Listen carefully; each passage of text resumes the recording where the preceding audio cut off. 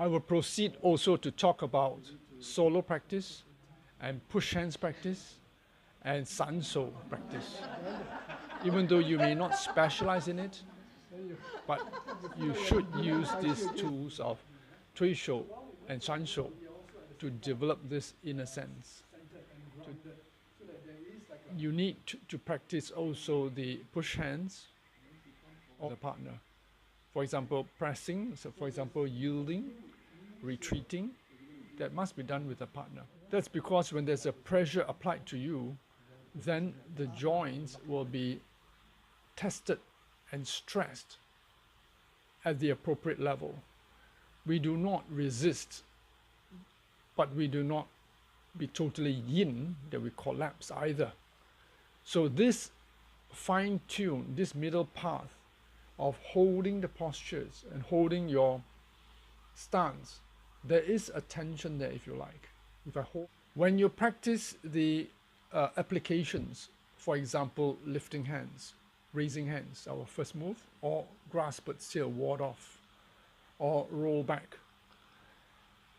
When you practice that, you need to activate the whole body. And how is the whole body activated? Only through practice of push hands, only through practice of shanso.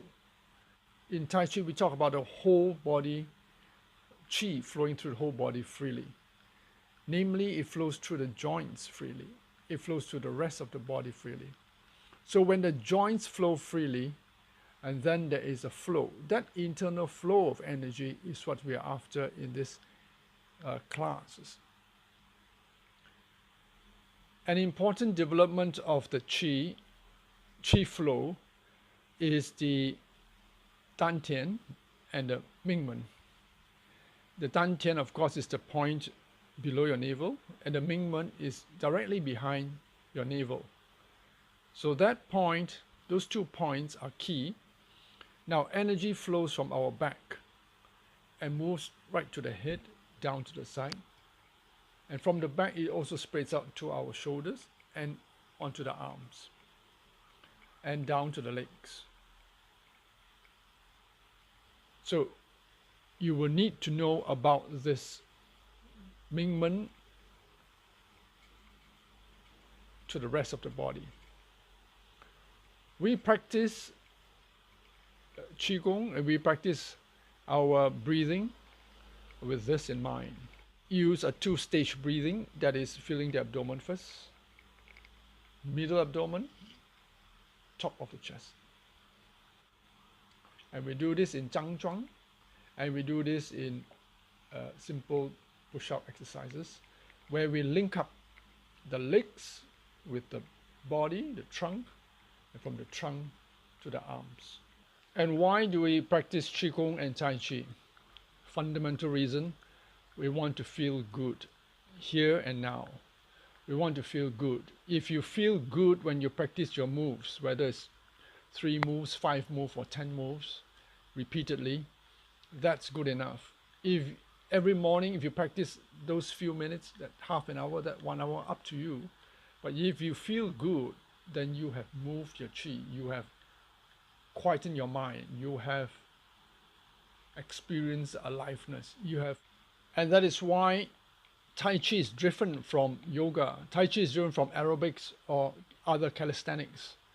It is because we use visualization, we use knowledge of the points, and we use the picture of an opponent. When we practice it as a martial art, or when we practice it as a martial art or as a means of self-defense, then we are visualizing the forces coming in, and forces comes in, then there is rebound, there is yielding, there is grounding, and from grounding there's naturally rebounding.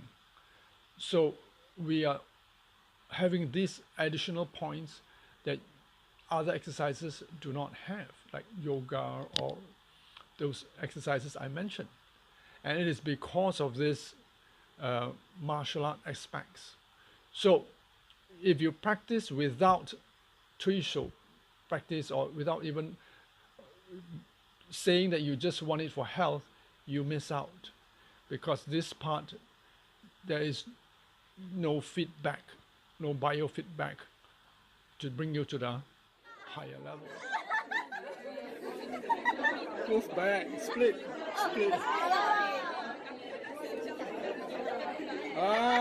Betul. And the proof of the higher levels is when the opponent can be displaced effortlessly, surprisingly, and so on, you know. So that's how you fine-tune your expertise in handling qi, about softening, and about changes. So martial arts, where Tai Chi is concerned, where our course is concerned, is about changes. Subtle changes, like a dimmer switch of a light. There's brightness, dimming, lightness, and until it's not so bright. So our control, your control of your movements, your control of the flicking of from yin to yang, yang to yin, is done with that in mind.